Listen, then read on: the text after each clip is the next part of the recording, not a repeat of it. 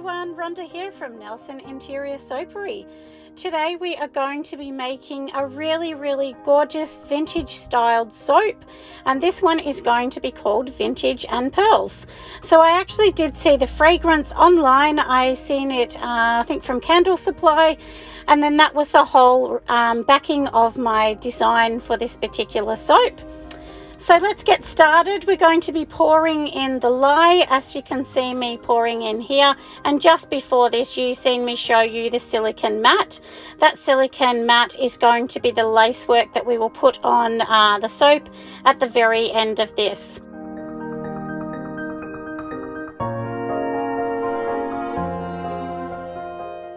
Everything's mixed in now, and now I'm literally just giving it little bursts of power through the blender. And this, I'm just at home at the moment due to COVID, so I'm actually using this little $20 blender. I think it's like $19 or something, from our local department store, which is Kmart. And I wanted to use this just to show people that when you're starting, you can definitely use a cheap blender. You do not need a KitchenAid blender, although they're amazing. You don't need one. You can actually start with just a cheaper mixer to create something really beautiful. So now I've mixed it all up. I'm just going to separate it into the containers that I actually want, and I'm just going to separate it so that I can do sort of bits of tan and so on into this mixture. So I'll let you watch me do all my little thing on here, and then I'll be back in just a moment.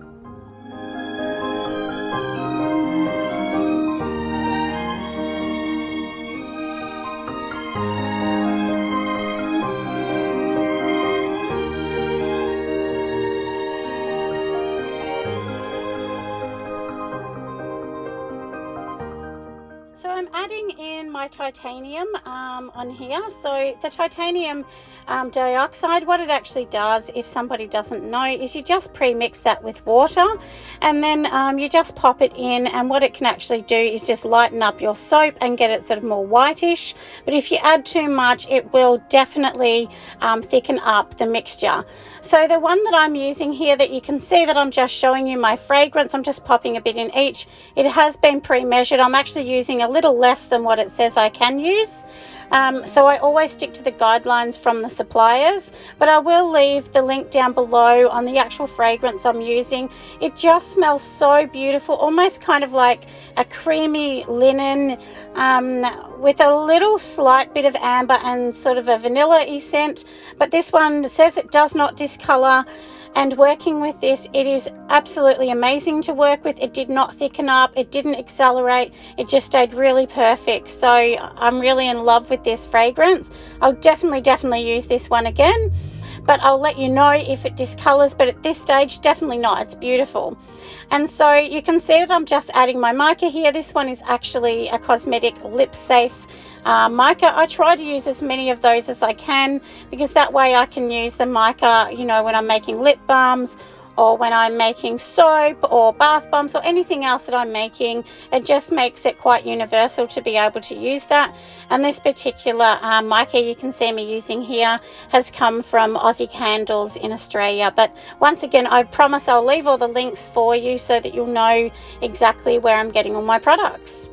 So now I'm lining up my soap box here now. So my husband does make these soap boxes for me, so unfortunately I can't give you a link for those because they're not online, because he just makes them.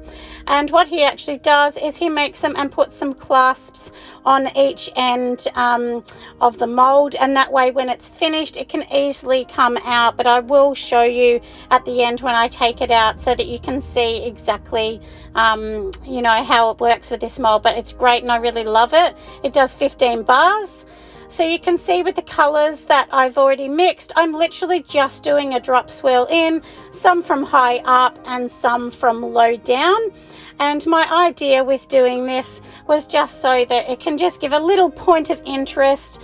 The interest honestly is going to be on the top. I'm also going to be adding in this really beautiful pink colorant, so I'll just mix this back up with the mixer a bit. I like to blend it properly with the mixer, as that way it gets combined really well. And this particular pink one is from Sud Off in Australia. I'll also leave the link for that. But I do have to warn you, with this particular pink one, it actually goes a purple color. It morphs into this purple color, but I promise you it does come back to pink. So after I'd actually made this soap, it definitely turned back to its gorgeous pink, but it was a bit frightening at first. I thought, oh no, it's purple, but it honestly did turn back to the pink. So so don't fear, it will definitely come back. So but anyway, stay tuned and you can see me doing the rest, and I'll come back in just a short mini.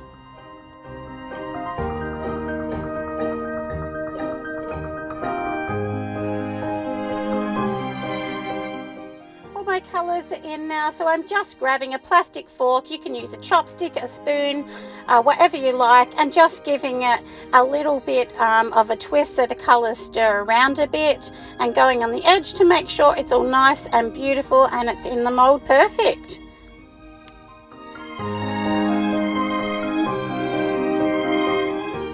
I'm going to get everything ready now for the piping. Our mixture here is still a little bit loose, so I'm just going to give it a bit more of a blend. If you blend it a bit more, it will get thicker, but another good way to do this is literally just leave it for 5 or 10 minutes and come back. But typical me, I'm so impatient. I did not want to wait, but you know, in the end I had to wait because honestly it was just too fluid and it really was not ready. So anyway, I've mixed up all of the colors, so I've decided to keep a little bit of this chocolate brown sort of color. I've also decided to keep some of the cream, and then also decided to keep some of the pink, as I'm going to be doing some Russian piping on the top of this soap. So yeah, so it will come together really nice, but of course it takes time and it needs to be right. So now the one thing that I decided to do while waiting for that is I'm actually mixing this on my mat. So what you need is a medium consistency, and literally all you do on this lace mat, you can get any kind of silicone mat, and literally just put on the soap on top, and then what you're going to do is just scrape it off so that all the soap is stuck in the little tiny grooves to create this lace pattern. And then once you're finished with that, we're going to turn it upside down and put it onto the soap, and what it will do is it will actually join this part of the soap to the other part of the soap, because they're both still wet. So when they actually cure, this gorgeous little lace pattern will be on the top, and it really just does suit the whole soap that we're doing, being a Victorian lace and pearl sort of type soap. But you know, we do want to have a little bit of a modern flair to it as well, so we've decided to keep our soap with this beautiful pink, although it does look aubergine purple, but it does come back to pink in the end.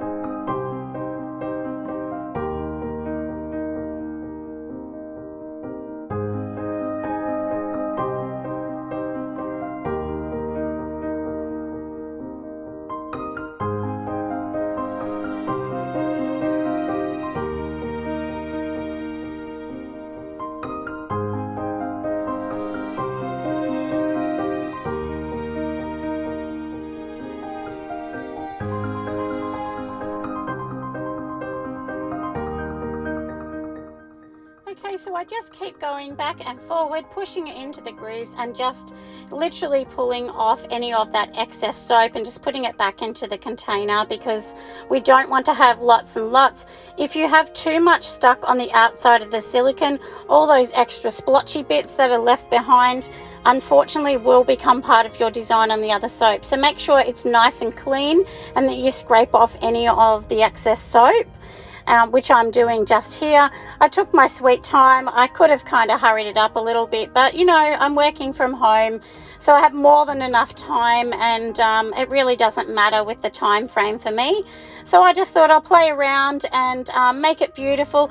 And if I want to be honest, this is actually the first time I've ever done a lace one before. So I had actually seen this on Tree Marie, and I just thought, look, she's so clever and so amazing. I watch her quite often, and I thought I'll give this one a go and see what I think. and obviously just done a little twist of the Russian piping of my own because I wanted it to be more of my own design. But yeah, lots of YouTubers will show you some amazing and some clever tricks to go. So keep watching and I will show you what I'm going to do next.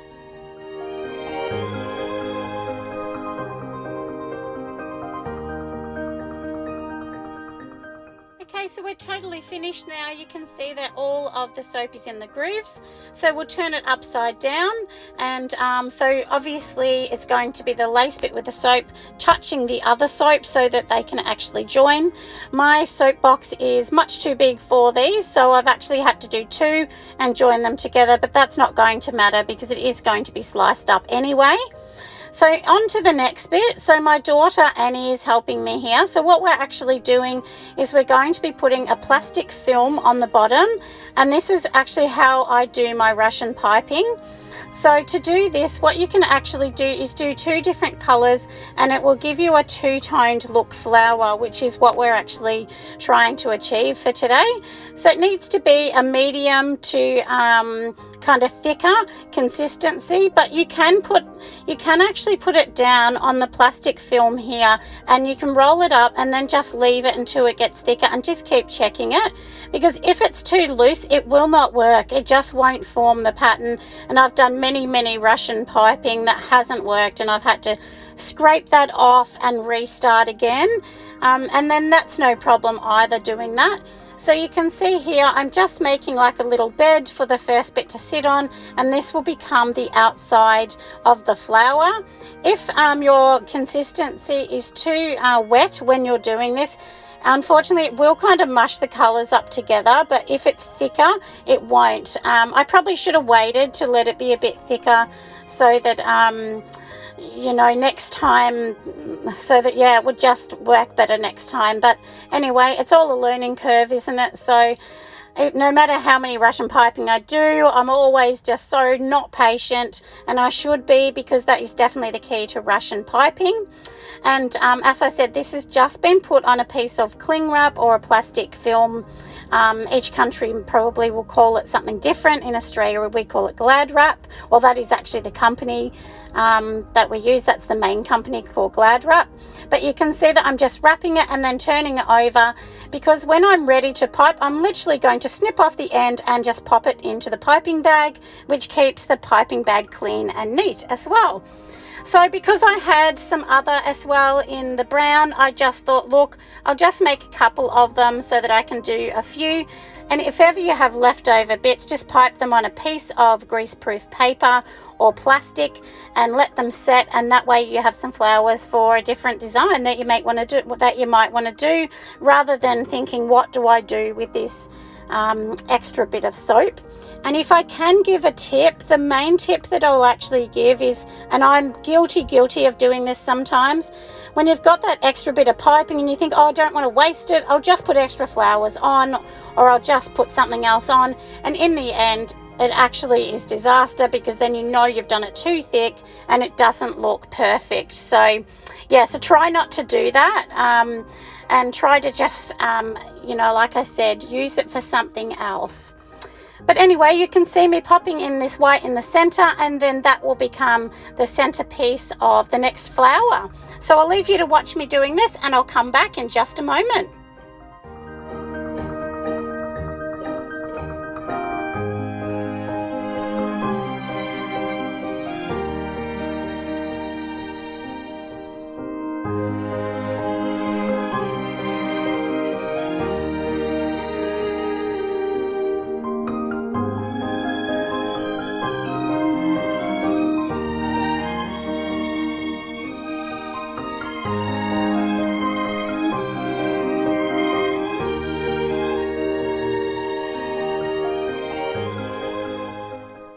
So I've rolled it all up in the film, twisted the end, and it is definitely ready to sit down just for a moment.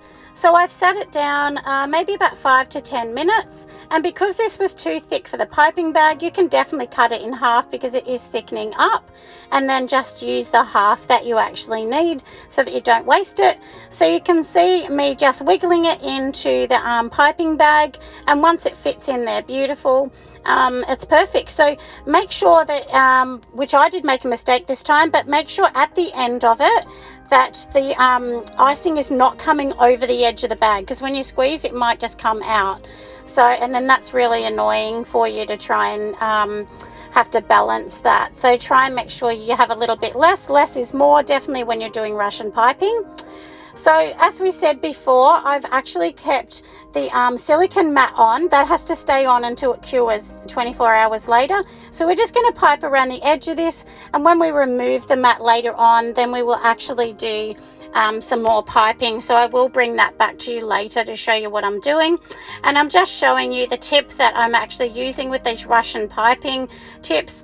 Honestly, I don't know what this tip is called. I have a container of about 80 Russian piping tips, and I just change them all the time. I'm going to say this is the tulip. I think it is, but I may be wrong. So, but you know, it doesn't matter which flower it is. You can still get the beautiful effect that you're wanting to do. But if you make cakes and you do use Russian piping, you know, with buttercream, it is a really different consistency to soap, and soap moves really fast, so you do have a small window. But that will just give you an idea of what I'm saying, that it is totally different. But I'll leave you now just to watch me do this little bit of the Russian piping. But I will give you a bit of a sneak peek on what happened. I did all of this. I left it 24 hours. The next day I hated it. I didn't like the color. It just wasn't for me. So I removed them all. I did save some of them. And then I decided to do an alternating pink and then brown rose, just to sort of, so that the pink and the brown were still matching in.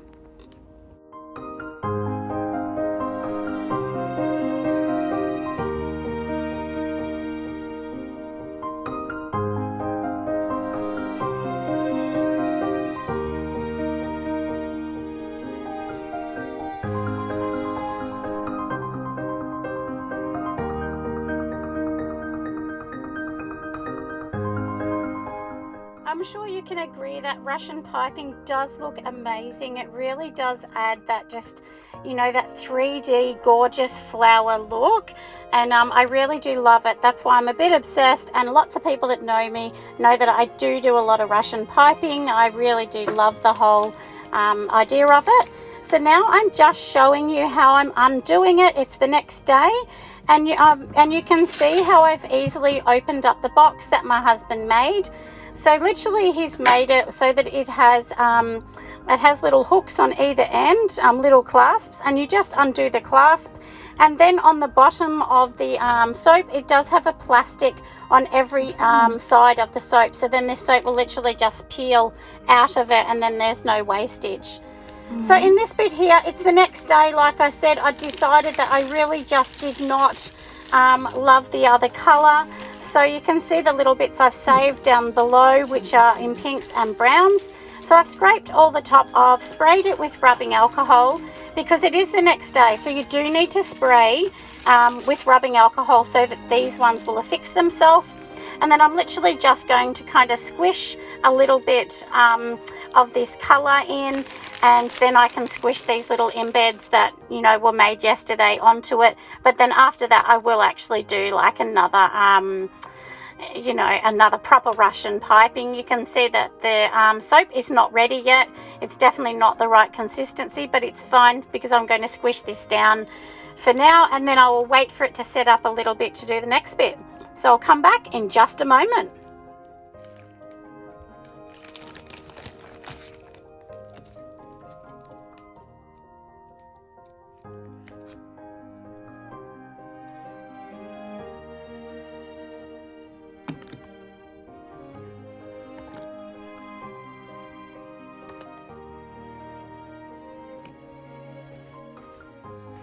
So now I'm just adding in the embeds that I made yesterday with the Russian piping. So some of them are in pink and cream, and some of them are in that sort of rich golden vintage typed brown and cream. And they do look nice when you alternate them like that, but when I had all the brown together, I just felt it didn't work. And do remember as well, the purple that you can see under the bottom is our unusual dye. I don't know why this mica does it, but it actually turns purple and then it will go back to pink. It just morphs doing that. And if you can see to the side, what I'm doing on this piece of cardboard is I'm actually just working with the mixture to see if it's ready. So I always say try and stick some on cardboard or paper to see if it's working before you actually pop it onto your soap. So now it's ready and we're ready to pipe it on the soap, and it's coming out absolutely beautiful. So we're just going to do a tiny little bit. And the best idea I can say when you're doing this, even though the clip doesn't show this, if you hold up the Russian piping directly straight in the air, if it's angled, it will pull the soap or the rose to an angle. But if you hold it up straight, it will make the rose come up straight. So that's definitely a really good tip for Russian piping is, number one, make sure it's nice and thick. Number two, make sure it has something that it can adhere to, which would be the soap underneath or rubbing alcohol. And number three, hold it up in the air and then just literally have your pressure of pushing down a little bit and then releasing and pulling up in the air, and it should come out perfect. But practice is definitely perfect with Russian piping. Anyway, I'll let you have a look, and you don't want to hear me blabbering on all day, so I'll let you just watch the end of this and then I will come back at the end.